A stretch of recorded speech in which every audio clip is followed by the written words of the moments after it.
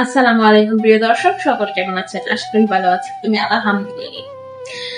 এই যে অনেকেই দেখছি বউ থাকার পরেও, স্বামী থাকার পরেও বিভিন্ন অপশনে ফেসবুক, টিকটক, ইনস্টাগ্রাম এরকম অনেক সোশ্যাল মিডিয়াতে আপনারা গোপনে প্রেম করছেন, সম্পর্কে জড়াচ্ছেন। আপনাদের কি কিঞ্চিত পরিমাণ, বিন্দু পরিমাণ আপনাদের অনুশোচনা হয় না? আপনার ঘরের সুন্দরী বউ বা অসুন্দর বউ যেটাই থাকুক, আপনি তো একদিন তাকে কবুল করে বিয়ে করেছেন, তাই না? তাকে তো শরীয়ত মোতাবেক বিয়ে করেছেন, তাকে কেন ঠকাচ্ছেন?